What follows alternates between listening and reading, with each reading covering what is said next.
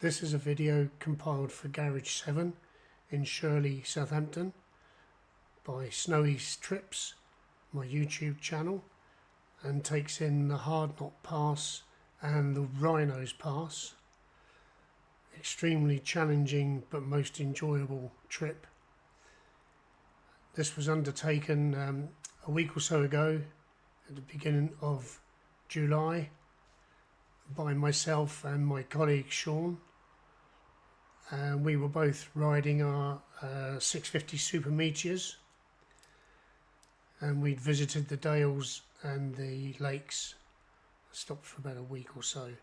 This is the early part of the Rhinos, where we met up with a couple of bikers who had just done the trip. We stopped and chatted with them for quite some time actually, and they were saying how difficult they found it, how exhilarating they found it, but it was very challenging for them and was quite scary at points.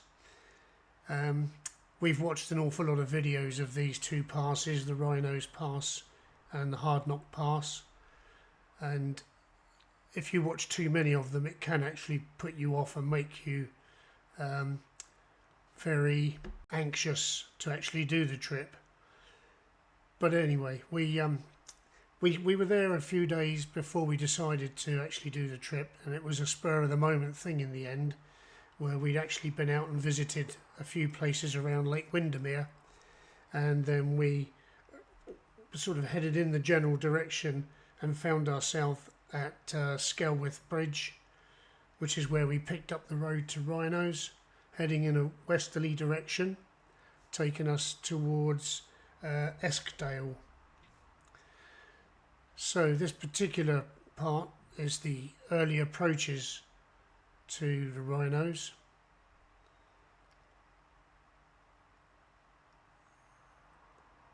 It's got some lovely bends and some lovely scenery, and unbelievable how much dry stone walling there is in this part of the world. I don't know where they get all their stones from.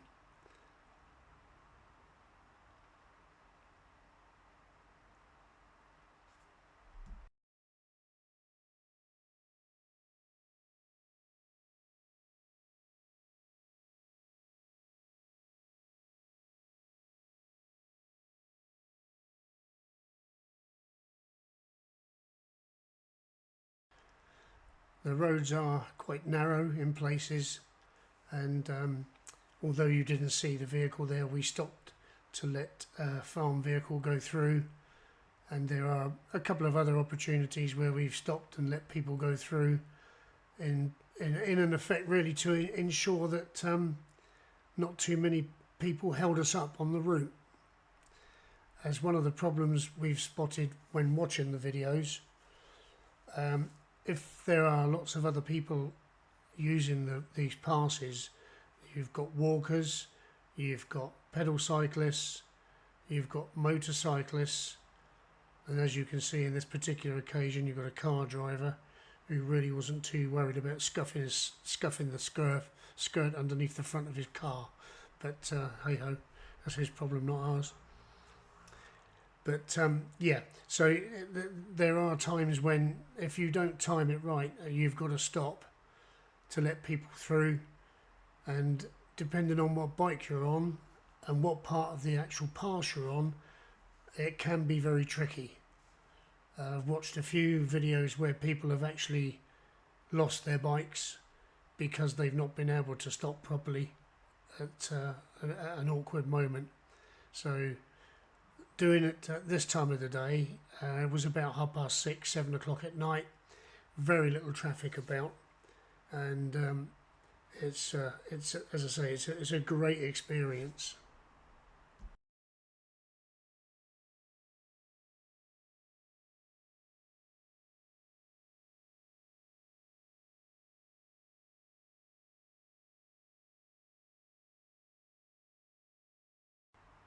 Okay, once we go over the cattle grid here, we're really starting to approach the most interesting parts of Rhinos.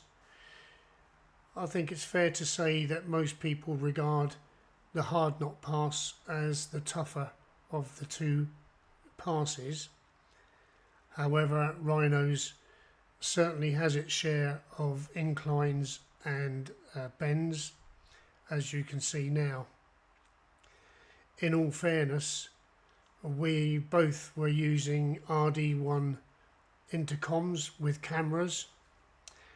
Unfortunately, neither of these cameras allow you to use the boom mic to do commentary, hence the reason I'm doing this as an afterthought. But the main thing I was going to say is, you know, these cameras on the helmets, although the quality of the filming is brilliant, it really doesn't show you how poor and uneven the road surfaces are here. But most importantly, it really doesn't give you a true idea of the steep inclines and the bends that we experienced on these bikes. An awful lot of the time you'll find us riding in first gear, and again, going back to some of the videos that I've seen, people who've lost their bikes mainly because they're trying to change gear and they lose momentum, and job done. Once you've lost the momentum, you've got serious problems.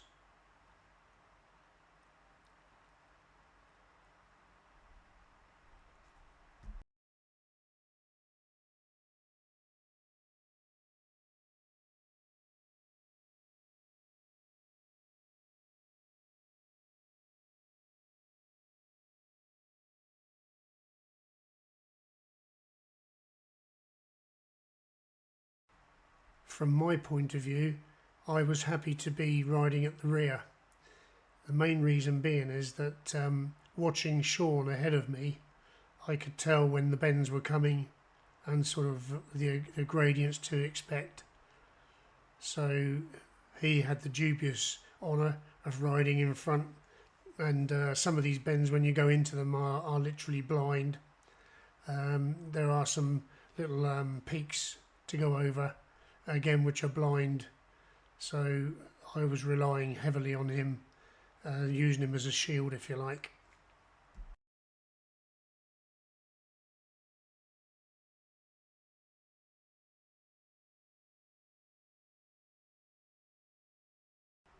I know I'm always saying it on the rides that we do, but the scenery is stunning. Unfortunately, when you're riding these passes, you haven't really got too much time to take a look at what's going on around you. And I would say, looking at this part of the video, Sean has just peaked pretty much on the rhinos.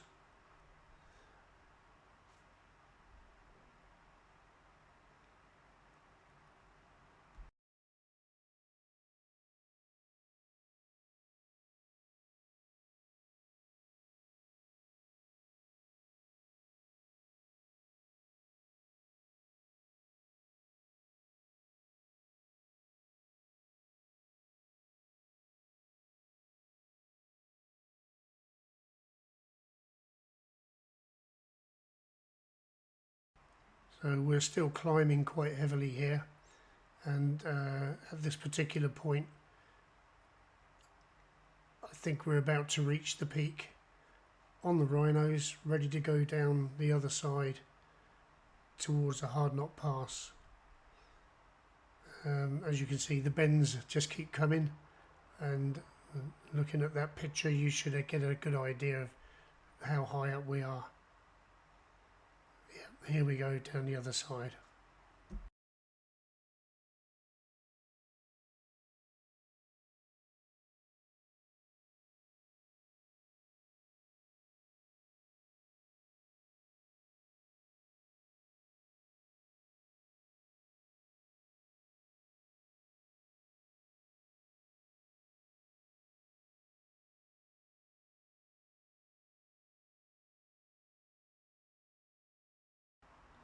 As the old saying goes, what goes up must come down. Again, I'm not sure if you can see it on the camera, but you can see the road snaking away in the distance, down through the middle of the mountains there, through the valley.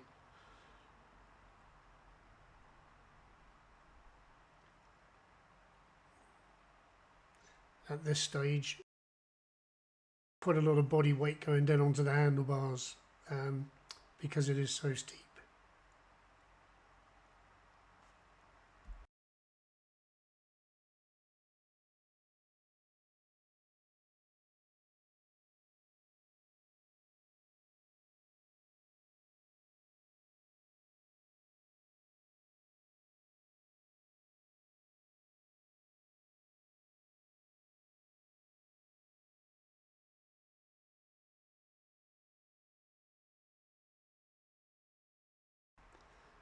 Always amazes me wherever we go on these places. There's always somewhere for people to stop and have a picnic.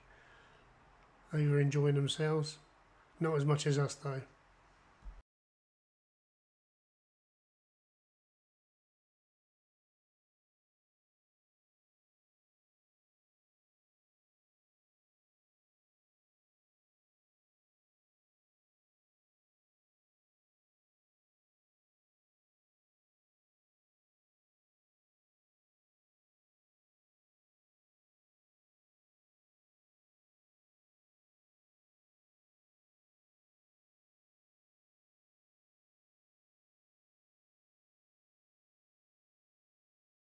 If any of you guys who are watching this fancy a trip to the lakes and the dales, I would thoroughly recommend it. Having done the NC 500 last year in October, I would say that Scotland was particularly beautiful with some amazing scenery. But coming here to the dales and the lakes, it's stunning and amazing, but it's totally different. I can't say which is better out of the two, but this particular place, we must have found probably six or seven different passes to ride, and they were all absolutely gorgeous. Some lovely smooth road surfaces with humps and bumps and bends and twists, and just fantastic scenery wherever you go. In fact, pretty much you could turn off any side road without planning anything and just ride, and you'll always find a place of beauty and normally a nice coffee shop somewhere to stop and have a little breather.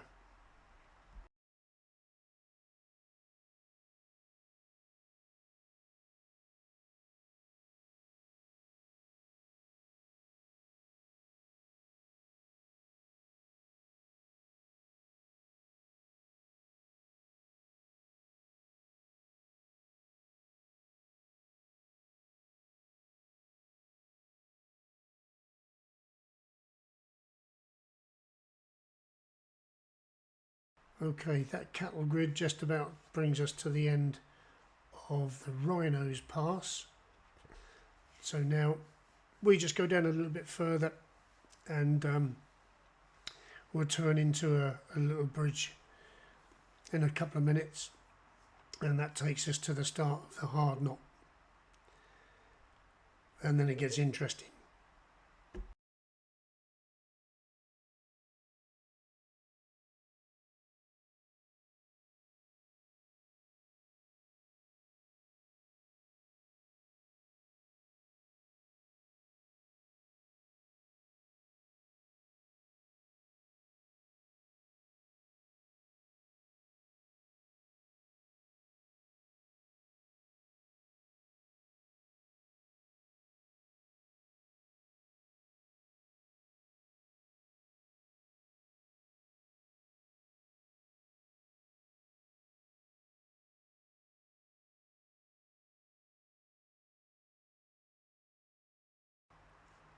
What was really good about this particular day was the morning. The weather was absolutely atrocious, so we were keeping an eye on the weather forecast, and it lived up to its the truth of the fact that it did clear up at 12 o'clock.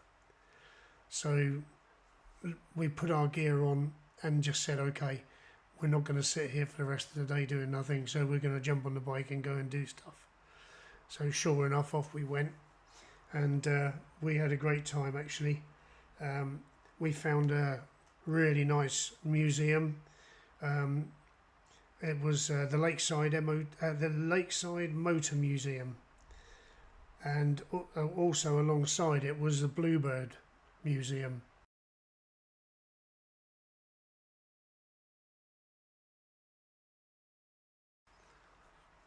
Okay, going over the cattle grid and over the bridge actually takes us on to the start of Hard Knot Pass proper, and it doesn't take too long before we start to find just what we're in for.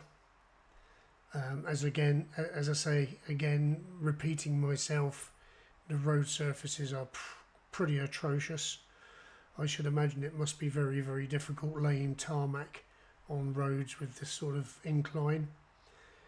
If you remember the sign at the very beginning and one we just passed, we're looking at 30% gradient. The best way to explain that really is for every 3 feet you travel forward, you raise or drop 1 foot, whichever direction you're going in, obviously. It doesn't sound a lot, but it certainly is when you're on a bike. I think it's not far along this stretch of road we pull over to let a van or a sort of a SUV vehicle come down the hill. We spotted it coming down, so you'll notice when you see that the gradient that we're talking about.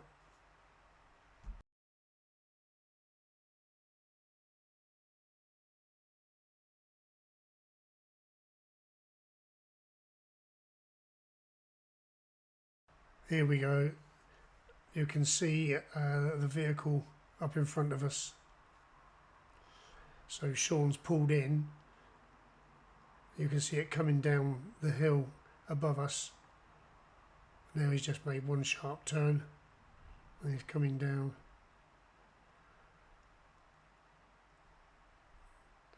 Down and down, make a left turn, come down that one.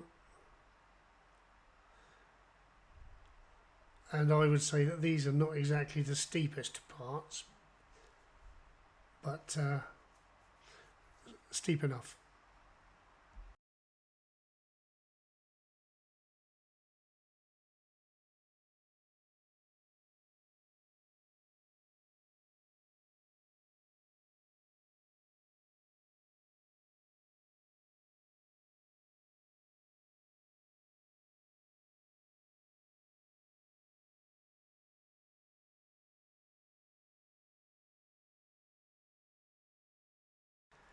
Of course, the other thing to mention that we have to contend with is there's no Armco and very little in the way of protection, and some of the verges are literally a sheer drop off. Plus the fact you've got the occasional hazard of sheep wandering around and with a tendency of jumping out in front of you at the very inopportune moments. Quite often they're grazing inside the verges, like if there's like ferns or whatever there, and it's very difficult to spot them until you're right on top of them sometimes. And yeah, we're still going up, still going up, still going up. I think we're very near the top.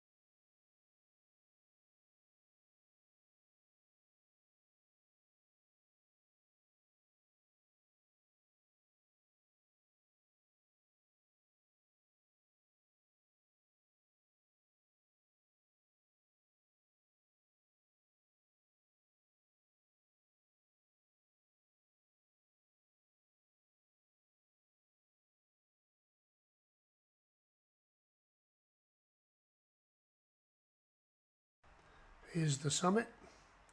Sean going over the top,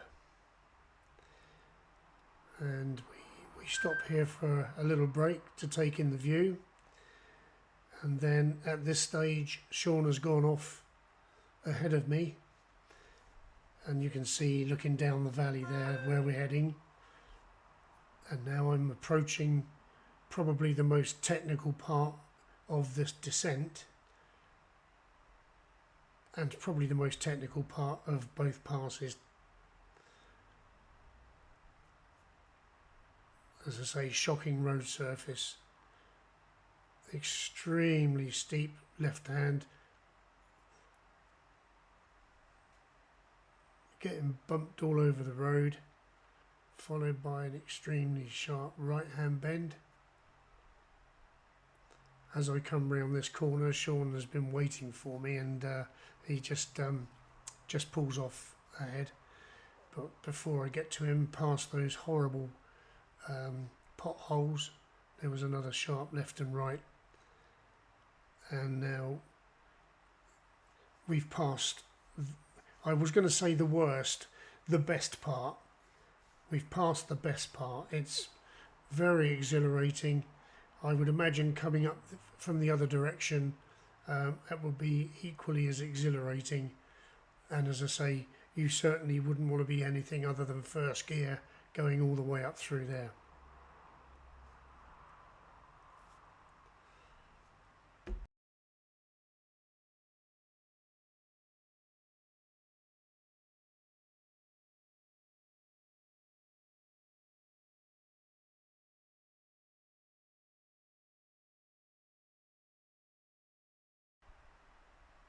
So this is coming up towards or near the end of the Hard Knot Pass. There are a couple more sharp bends to come, but I think in summing up the two different passes, Rhino's Pass, not quite so technical as the Rhinos, as the Hard Knot, but the Rhino's Pass is much longer and has more bends and incline to deal with. So it depends on your own personal viewpoint. You either go for the very much shorter Hard Knot Pass with its very technical bends just before you reach the peak, or you go for Rhinos and say that you prefer the longer route with more bends to deal with and more incline to deal with.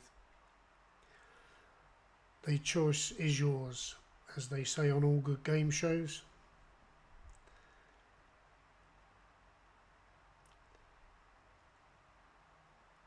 I certainly hope you've enjoyed what you've seen there. If it gives you an inspiration to go to the dales and the lakes, then just get on a bike, book yourself some accommodation, go and do it. We were there for 5 days and we had a blast. As I say, whatever direction you set out for the day, you can ride 150, 160 miles. You will find lovely roads to ride. If you're not so confident on a bike, if you're a little bit anxious about it, I would say steer clear of these two passes. I think it makes a big difference as to what machine you're riding. These Super Meteors, I think, were just about right for us. I think a good enduro bike would be the answer. Big cruisers, like Harleys, things like that. Yes, you can do it, but it's not exactly the right bike. And if you've got an extremely tall bike and you've got short legs, I'd say steer clear of it as well.